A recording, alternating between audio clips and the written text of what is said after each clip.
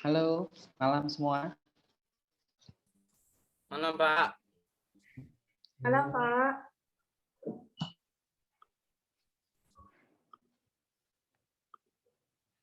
Sebentar ya.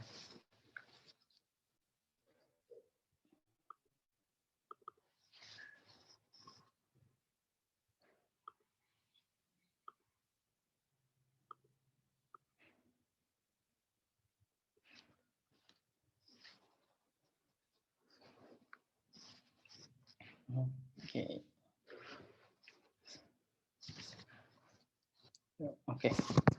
Terus kita mulai aja ya. Kita nggak akan lama kok. Oke. Malam teman-teman, untuk pertemuan hari ini kita udah mulai masuk ke metode pencarian ya. Jadi kalau kemarin kita baru sekilas gitu kan tentang apa aja, tentang beberapa adanya metode pencarian. Nah, sekarang kita bahas lebih dalam tentang si metode pencarian tersebut. Metode pencariannya sebenarnya ada banyak sekarang, udah terbagi beberapa, tapi kita nggak bahas semua, kita fokus ke beberapa aja. Nah, di sini ada dua, ada blind search sama heuristic search. Nah, di mana si blind search juga ada banyak, ada jenis-jenisnya. Si heuristic juga ada banyak, ada beberapa. Nah, tapi sini kita fokus ke masing-masing dua, yaitu si blind search ada BFH atau breadth first search, sama si DFH atau deep first search. Oke, lalu ada si heuristic, dia ada generate and test, lalu juga ada hill climbing. Oke. Nah, langsung aja kita masuk ke si blind search ya. Jadi atau uninformed search. Kenapa kita butuh nih si blind search ini nih atau pencarian buta? Nah, jadi biasa kita butuh si blind search ini kalau ada kasus di mana nggak ada informasi awal, itu yang bisa digunakan untuk mendapatkan solusi. Oke, jadi itu kedua itu kalau jawaban yang kita cari atau yang kita butuhin itu cuma bisa diketahui ketika sampai di tujuan. Oke. Nah, ini beberapa ya. Tadi saya bilang ada jenis-jenis dari si blind search, ada BFS, DFS, gitu, ada uniform cross search, ada deep limited search, dan beberapa. Tapi kita fokus ke si dua ini ya, si breadth sama si deep ini. Oke. Nah, kita yang pertama, si breadth first search atau BFS saja ya selanjutnya. Nah, si BFS ini dia adalah metode pencarian di mana dimulai dari level 0 atau simpel akar A gitu atau simpel pertamanya menuju ke titik tujuan atau goalnya gitu. Nah, contoh di sini ketika titik tujuannya itu adalah goalnya itu adalah si K. Nah, dia cara pencariannya itu menggunakan prinsip FIFO. Jadi first in first out gitu, mana yang masuk duluan itu juga yang dieksekusi. Oke, nah jadi prinsip antriannya itu menggunakan prinsip antrian ya. Nah, ini seperti gambar ya. Jadi dia pencariannya itu dari awal dulu gitu, dari A. Lalu ada yang masuk B, dia ke B, lalu ada yang masuk ke C. Nah, dia dari atas. Lalu pencariannya dari kiri ke kanan, bukan dari kanan ke kiri ya. Oh, gitu habis gitu di level node tersebut dia baru turunnya juga ke paling kiri lalu dicek lagi. Dia nggak peduli si nodenya itu punya anaknya siapa gitu, walaupun dari si C gitu kan dia nggak peduli si C ini ada anaknya itu siapa gitu, pokoknya dia langsung ke bagian kiri aja. Oke. Oh, ini ya, jadi pencarian dilakukan pada semua simpel dari setiap level secara berurutan dari kiri ke kanan. Oke, jika satu level belum ditemukan solusinya, maka pencariannya dilakukan gitu pada titik berikutnya. Contohnya si n plus 1 gitu. Contohnya di sini ada sebuah node gitu, goalnya itu ada di D. Nah, dia melakukan pencarian gitu kan dari mulai titik awal, gimana caranya nih gue mencari si D ini nih. Nah, di caranya simpel lah. Kalau si breadth ini dia dari awal dari titik pertama itu si A, lalu dia bergerak ke kiri gitu si B, dia akan cek. Nah, ini mana ya? Annotation. Oke. Saya bikin di sini ya. ini ya. Jadi ini kayak node pencariannya nih. Jadi titik awal yang pertama itu dia ada di A. Apakah si A ini solusinya atau bukan? Gitu. Kalau bukan, dia lawan pencarian lagi nih. Pencarian kedua, yang dia akan bergerak dari si A. Lalu dicek si A ini ada sejajar nggak ada?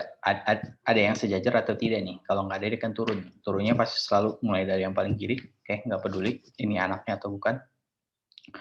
Lalu dia ke B, gitu kan? Apakah si B ini solusinya atau bukan? Gitu kan? Ketika bukan,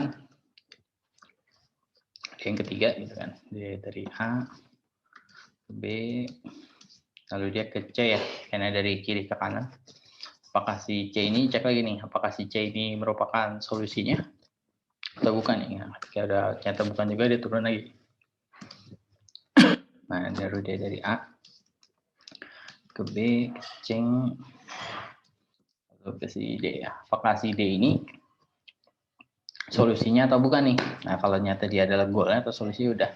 Berarti kita dapat nih untuk dari titik awal mencapai ke si goal atau tujuannya itu pencarian si breadth search ini membutuhkan 4 iterasi.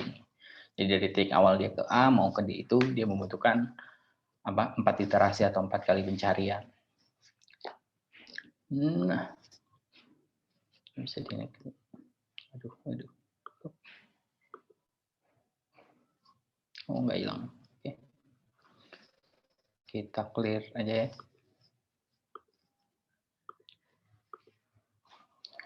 Simple ya si breadth. Jadi pencariannya mulai dari awal lalu dilakukan dari kiri ke kanan gitu sampai menuju ke goal atau si tujuannya tersebut. Oke, nah lalu kita masuk ke deep first search atau DFS. Nah, si DFS ini ini sama gitu pencarian tujuannya untuk mencari si goalnya gitu atau tujuannya. Nah, tapi beda metode pencariannya itu awalnya tetap sama ya, dimulai dari titik A gitu. Misal tujuannya adalah dia mau ke J nih, goalnya itu adalah si simpul J nih. Nah, dia menggunakan prinsipnya itu last in first out, yang mana yang terakhir masuk itu yang pertama kali dieksekusi. Lalu menggunakan prinsip stack atau tumpukan. Nah, ini pencariannya dilakukan dari setiap level, dimulai selalu dari paling kiri ya. Nah jika pada level terdalam solusinya belum ditemukan, baru pindah ke simpul sebelah kanan nih. Jadi simpul yang kiri itu bisa dihapus dari memori. Nah, jika pada level yang paling di dalam gitu, udah turun paling bawah terus nggak nemu solusinya juga, maka dia akan naik ke level sebelumnya nih. Jadi dia akan naik lagi ke atasnya untuk ngecek pilihan pencarian berikutnya. Oke, nah ini contohnya. Muatnya. Oke.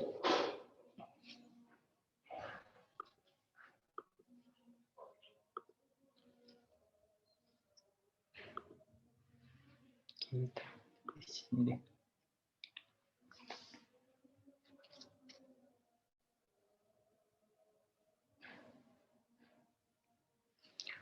Contohnya dia dari ketika awal A ya, dia mau mencari goal tujuannya itu ada di M. Nah, dia mau tahu butuh berapa iterasi nih pencarian untuk pencariannya ini. Berarti sama ya, awalnya tuh dia pencarian di A. Apakah si A ini solusinya atau bukan gitu kan. Ya, sorry.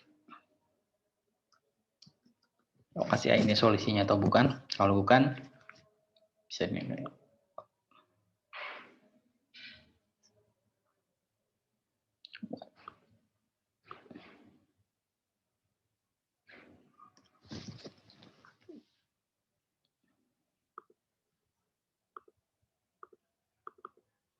Oke. Nah, apakah si A ini solusi atau bukan gitu? Kalau bukan ya udah dia akan turun gitu. Mulainya ketika turun pasti selalu ke kiri. Oke. Iterasi kedua. Jadi dari A menuju B gitu kan, pengecekan lagi apakah si B ini solusinya atau bukan gitu. Ketika bukan, dia itu nggak ke kanan nih kalau si DP ini, DP dia akan cek lagi apakah si B ini punya anaknya nggak atau punya turunan nggak. Kalau punya dia akan cek dulu turunannya dia yang paling sebelah kiri. A, B, baru. Nah, dia ke D ya, anaknya dari si B yang sebelah kiri. Apakah si D ini goalnya gitu atau solusinya atau bukan. Ketika bukan berarti dia lakukan pencarian lagi. Mana dia dari A ke B.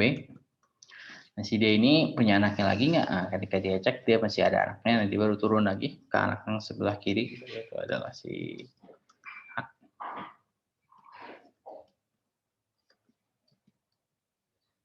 Waduh, terapi apa dah?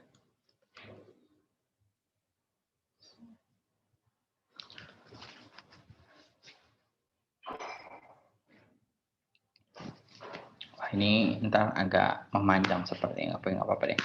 Apakah si H dicek lagi dong? Apakah si H ini solusinya atau bukan? Gitu. Kita pindah.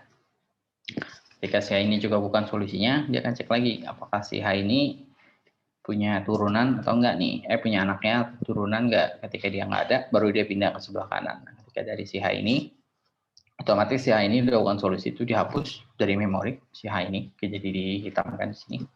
Jadi dia dihapus. Lalu pencarian. Kelimanya berarti dia dari titik A, dia ke B, lalu dia ke D, lalu dia ke I. Dia cek lagi ya, apakah si ini adalah apa solusinya atau goal ya. Ketika bukan, ya udah dia akan cek lagi apakah si ini punya turunan atau enggak. Kalau enggak ada, dia cek lagi si D ini punya anak lain lagi enggak selain si ini. Nah, kalau enggak ada, berarti otomatis si ini dihapus dan si D juga dihapus gitu kan, ini bukan solusinya. Lalu dia pindah untuk pencarian ke-6. Dia akan dari di A ke B, dia ke E. Nah, apakah si ini goalnya bukan nih? Jika bukan, dia lakukan lagi, gitu, dicek lagi itu. Apakah si ini punya anaknya gitu terus ya. Jadi 7 dia dari si A ke B, dia ke E, cek dulu selalu sebelah kiri ya. Dia cek lagi gitu si C. C ini goal atau solusi atau bukan, ketika bukan dia cek lagi gitu. Carian ke-8 dari A, dia ke B, ke E, lalu dia ke K. Nah, tetap gitu, dia akan cek terus gitu kan. Kalau si K ini bukan solusinya, dia cek lagi si K ini punya anak atau bukan. Kalau nggak ada, berarti K ini akan dihapus gitu dari memori. Lalu gitu dengan si E ini apakah punya memori atau enggak. Ketika nggak ada juga dihapus dari memorinya.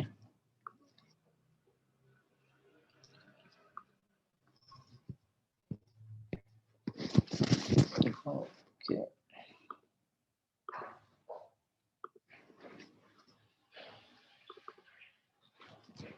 Oke ya, berarti si K juga dihapus gitu kan, dia naik lagi tadi ke A, B, C, D, E.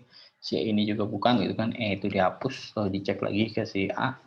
A ini punya turunan anak lain enggak atau turunan lain enggak selain si D dan E gitu. Ketika nggak ada, berarti si B ini juga dihapus, dia nggak gunakan, berarti dia mulai masuk dari A ini, dia masuk ke noda berikutnya sebelah kanan gitu. Apakah si C ini solusi juga atau bukan gitu kan. Ketika bukan, dia masuk lagi ke pencarian ke-10. Ini kan cek dong, apakah si C ini punya anak atau enggak nih? Oh, ternyata ada nih. Berarti akan cek lagi ke si C.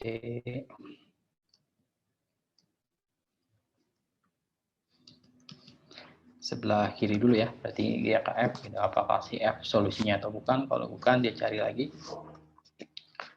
Pencarian 11. A, dia ke C, dia ke F. Nah, dari si F dicek. Ternyata dia punya anak, berarti dicek dulu anaknya. Kan? Anaknya sebelah kiri. Apakah si L ini solusinya atau bukan gitu kan. Ketika bukan berarti cek lagi kan si L ini punya turunan atau enggak gitu. Ketika nggak ada ya udah berarti si L ini udah bukan solusinya dan udah nggak ada turunan yang bisa dicek lagi nih. Nah, dia dihapus lagi dari memori. Pencarian ke-12. Iya.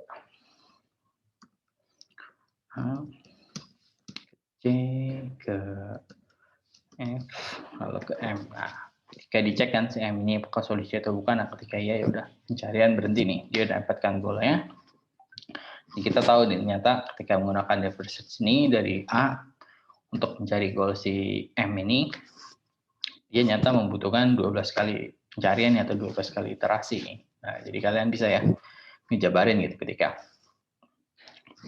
diminta gitu kan ada satu buah node gitu dari titik A ke mana, kalian bisa memperkirakan gitu bahwa si pencarian ini butuh berapa iterasi nih untuk mendapatkan atau untuk sampai ke tujuan atau goal tersebut.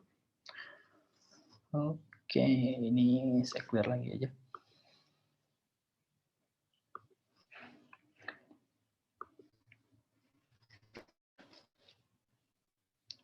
Oke, nah jadi mungkin bisa kalian bandingkan juga gitu ketika menggunakan rate atau menggunakan si dip itu mana yang lebih cepat. Oke, nah tapi ada beberapa faktor ya untuk si metode pencarian, yaitu ada beberapa performa. Yang pertama itu si completeness. Itu dia mencari mengetahui gitu apakah si metode tersebut menjamin adanya solusi gitu kan. Jika solusinya ada. Lalu kedua itu time complexity. Jadi berapa lama waktu yang diberikan tadi ya, berapa untuk menemukan solusi tersebut. Yang ketiga itu space complexity ya, jadi berapa banyak gitu memori yang dia pakai untuk menemukan solusi tersebut. Lalu keempat mengenai optimality. Jadi kalau seandainya ternyata goalnya itu nggak cuma satu nih, nggak cuma si M doang, ternyata goalnya itu ada lagi misalnya siapa ya, si L lah ibaratnya. Nah, seberapa jamin gitu si metode tersebut bisa ngebandingin antara si L dan si M ini mana goal yang terbaik gitu. Oke. Nah, ini untuk perbandingan si algoritmanya. Jadi untuk masalah waktu kita bisa ngecek gitu kan dengan si ini. Oke, dengan si di mana B itu jumlah cabangnya ya, jumlah maksimal cabangnya, D itu kedalaman pada least cost code solution. Dari si M ini kedalaman maksimum, jadi bisa infinity juga. Dan si L ini nilai cut off. Nah, jadi kalau kalian mau ngitung gitu, mana yang waktunya paling singkat, mana yang cost ininya paling hemat, paling optimal atau di kelengkapannya gimana. Nah, kalian bisa pakai rumus ini. Jadi kalian nggak usah buat iterasi ini dulu nih, buat bikin secara BFA, secara DFA gitu. Kalian buat semua, kalian tahu gitu, mana yang waktunya paling singkat, mana waktunya. Kalian bisa pakai rumus ini untuk cuma mengetahui ya, mana waktu paling singkat, mana paling ini. Tapi ini nggak menemukan goalnya itu di mana. Oke. Oke, nah itu ya sekilas tentang si ini ya, si blend search atau informal search. Nah, kita masuk ke si heuristic search. Nah, si heuristic search ini bukan kebalikannya apa ya? Salah satu solusi gitu ibaratnya untuk ketika si pencarian blend search ini dia akan punya kelemahan gitu ketika si datanya itu nyata banyak gitu. Oke lah tadi ketika cari A, gue sampai M gitu. Tapi ketika nyata datanya ada 1 juta atau datanya ada 1 miliar gitu kan, berarti kan bakal waktu aksesnya lama tuh untuk melakukan pencarian itu. Lalu memorinya juga dibutuhkan besar kan, karena dia nyimpen setiap node yang menurut dia masih ada kemungkinan gitu kan bahwa ini memiliki goal atau tidak. Tadi ya ketika ruang masalahnya besar gitu atau kompleksnya besar itu ibaratnya. Jadi nggak cocok karena tadi ya keterbatasan memori dan juga kecepatan dari si komputer tersebut. Nah, si pencarian heuristik ini solusinya nih. Nah, jadi si pencarian heuristik ini menggunakan dia menggunakan suatu fungsi gitu untuk menghitung atau mengestimasi ya, suatu simpul tertentu untuk sampai ke simpul tujuannya. Jadi disebut sebagai fungsi heuristik. Oke, nah ini tadi ya beberapa contoh si heuristic search. Ada generate and test, ada hill climbing, ada best first search, ada min and max, simulated and link, gitu, alpha, beta, prane, oke, dan beberapa gitu. Tapi kita nggak bahas semua, cuma beberapa aja. Nah, yang pertama si generate and test. Oke. Nah, si generate test ini apa ya? Dari segi algoritma ini sebenarnya dia simpel. Awal-awal itu dia buat gitu kan semua kandidat atau semua kemungkinan yang merupakan ini adalah solusi gitu kan. Lalu setelah dia generate semua kemungkinan solusi yang ada, lalu dia tes gitu apakah ini benar solusinya atau bukan gitu. Kalau iya ya udah quit, solusi udah ditemukan nih. Kalau enggak ya balik lagi ke step pertama. Dibuat lagi gitu solusi lainnya, dites lagi gitu kan apakah ada solusinya gitu. Ketika ada ya udah quit gitu. Ketika nggak ada cari lagi. Terlihat simpel tapi dari segi pemakaian memori ini jadi jauh lebih hebat. Nah, ini ya jadi why-nya. Kenapa gitu kan? Jadi tadi ya untuk simple problem dia acceptable gitu. Lalu kalau large space dia ternyata nggak efisien. Oke. Jadi inefficient for a problem with large space berarti apa ya? Bukan solusinya sebenarnya, berarti problemnya ini sama sih. Ketika problemnya besar kemungkinan solusinya juga makin banyak lah, jadinya tadi kurang sesuai. House generate intense heuristic. Oke.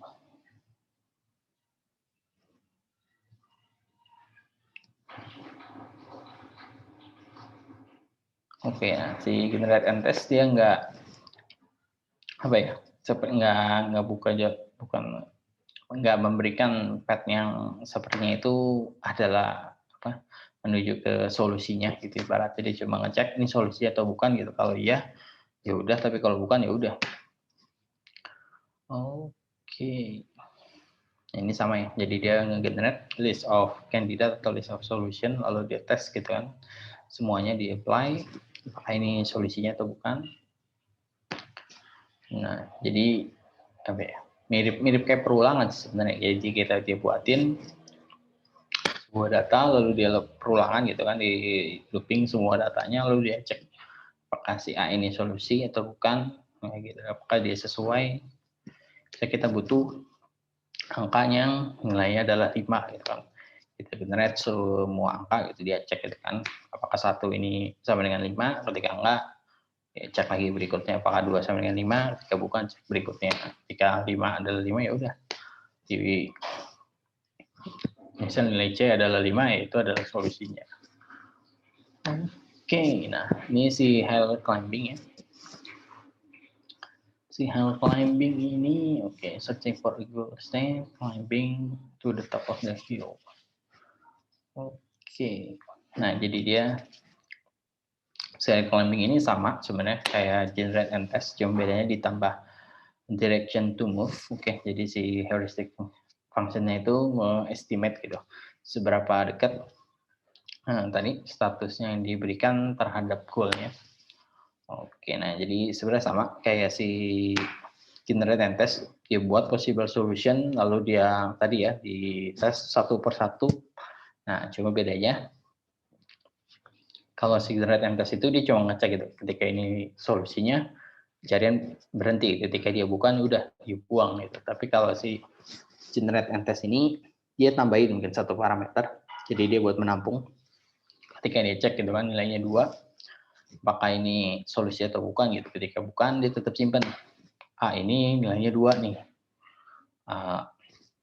Saat ini yang dia tahu ibaratnya ya ini yang lumayan dekat ke angka 5 gitu. Ketika dia cek berikutnya misalnya adalah angka 3, nah dia akan simpan lagi nih. Oh, berikutnya si B nih. B ini nilainya 3.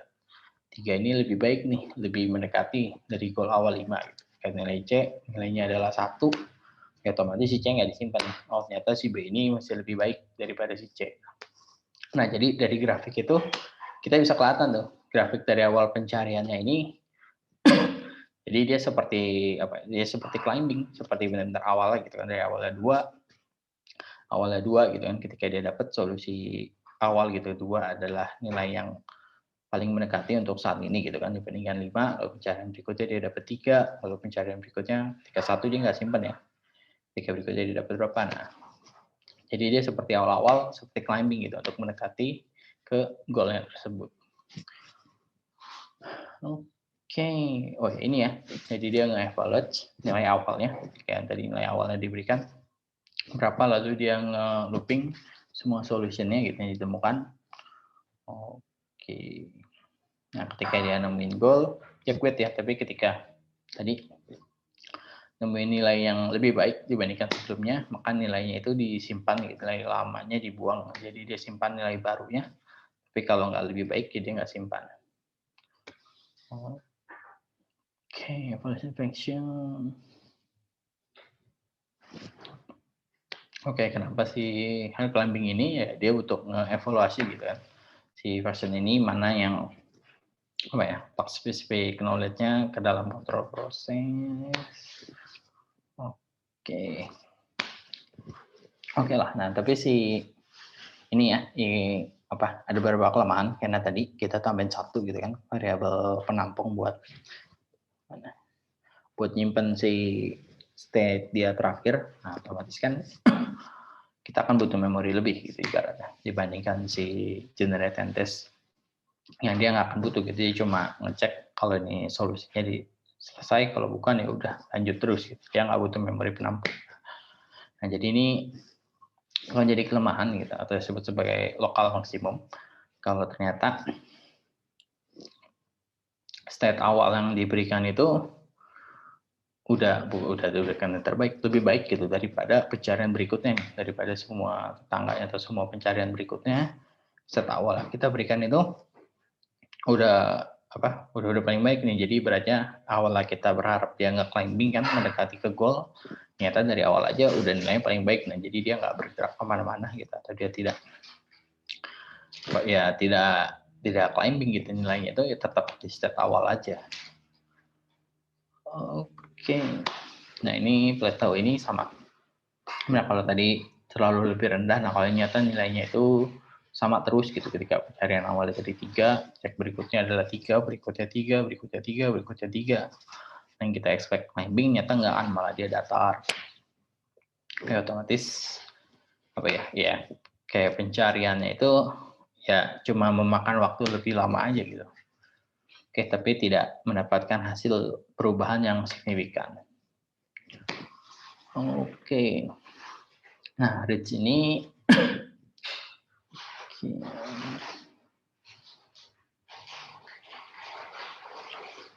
to the set of a to make it possible.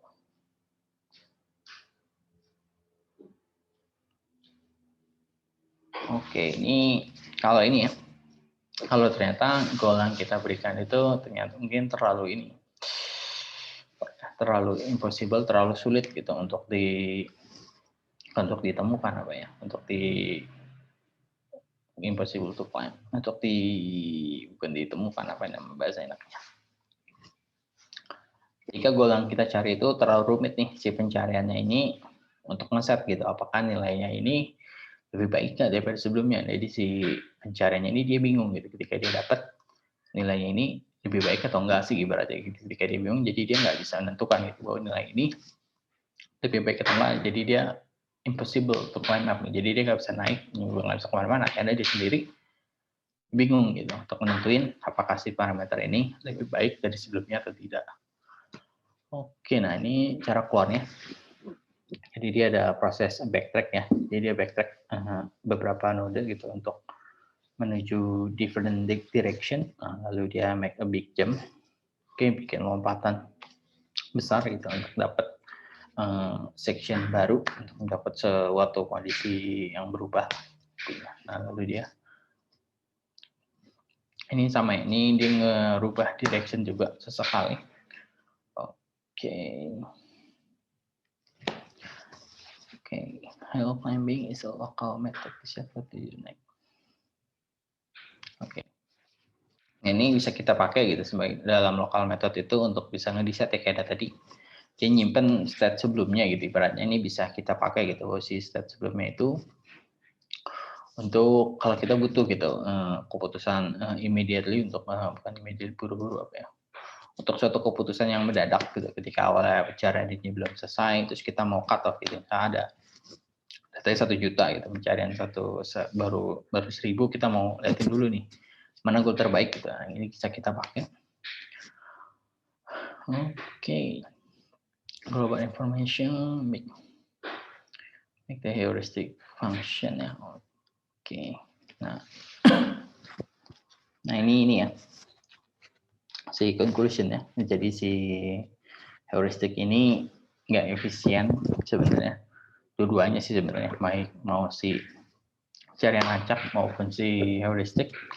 Oke, si pencarian acak, si blind search maupun heuristik ini dua-duanya sebenarnya nggak efisien gitu untuk data yang besar, apalagi yang rumit. Oke, untuk situasi yang rumit tadi ya, karena dia harus berubah kondisi melalui big jam atau apapun. Nah, si global heuristik ini mungkin kita harus bayar gitu untuk si konvensional complexity-nya. Oke, jadi kita harus bayar lebih ketika ternyata kondisi case goal yang kita berikan itu lumayan kompleks nih, jadi dia butuh pencarian untuk melakukan perbandingan atau apapun. Itu jadi lebih cost kita tuh lebih tinggi. Entah makan memori, entah makan space yang lebih besar. Oke, dan jadi biasa pencarian ini nih, si heuristik ini biasanya tuh harus digabung nih dengan metode yang lain nih. Dia nggak bisa pure berjalan sendiri gitu, si metode heuristik ini. Harus kita gabungin gitu dengan beberapa metode yang lain. Oke.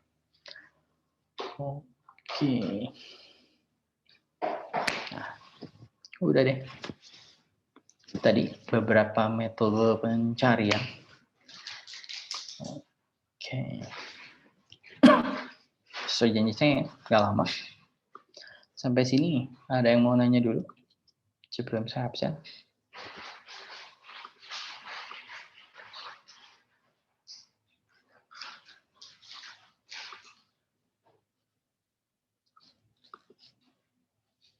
Tenang semua nih. Masih simpel ya. Oke, sambil saya absen ya. Abdul Rahman Hakim. Benar. Oh iya benar. Abdul Rahman Hakim ada?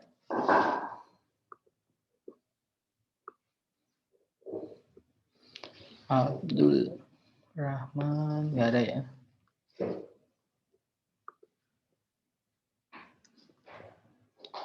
Acep Taufik Hidayat.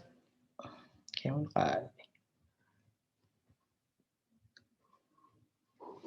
Ali Yusman. Ali. Oh iya Pak. Ada. Agak putus-putus di sini.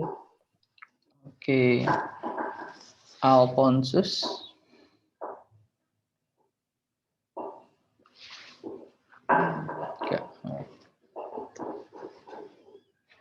Andri Kurniawan juga kayak enggak.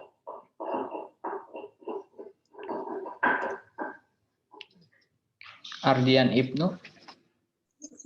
Hadir Pak. Oke. Desi Prilestari. Hadir Pak. Oke. Edi Rasidi. Hadir Pak. Oke, Habibi. Habibi tadi izin. Hanifah Harsono. Kayak enggak ada ya. Hanifah Harsono ada? Tidak.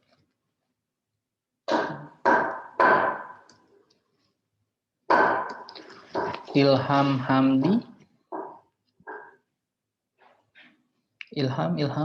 Ada Ilham? Tidak ada. Ita Krisnawati. Hadir Pak. Oke, Joni Kardiman. Joni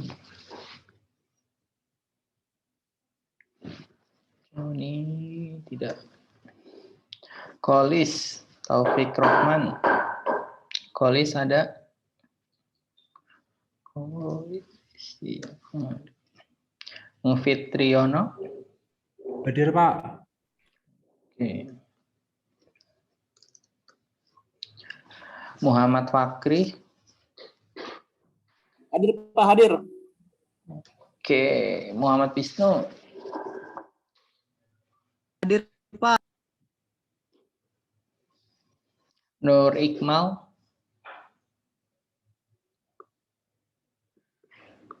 Nur, Iqmal.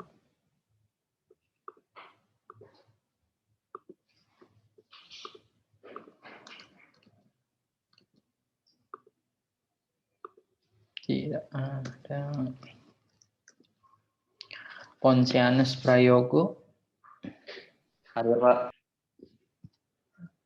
Oke. Rafael Pranata. Rafael. Katanya izin Pak, lagi di jalan, nggak Oke. denger. Rafiatun Nasika. Rafiatun. Lagi bareng Rafael dia.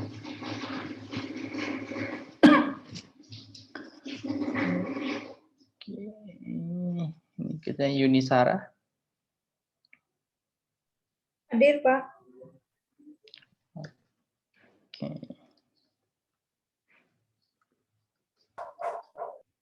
Oke, ada yang belum di absen? Udah semua ya? 11. Ya, Pak. Silakan, Pak. Ilham. Oh iya, oke. Tadi dipanggil nggak ada.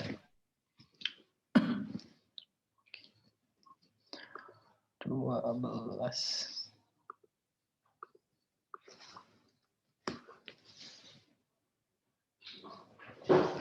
Lah, kelebihan. Oke lah, oh ya tadi 1.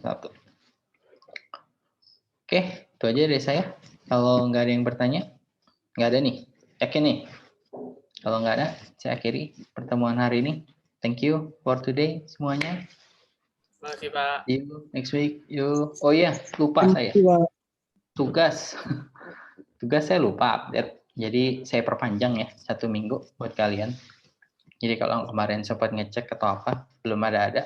Nah mungkin dari kemarin ya hari Senin itu baru saya update dan jadi saya perpanjang waktu kumpulinnya 1 minggu lagi. Oke ya, jadi yang belum yang kemarin ngecek belum ada, sekarang udah bisa dikumpulin.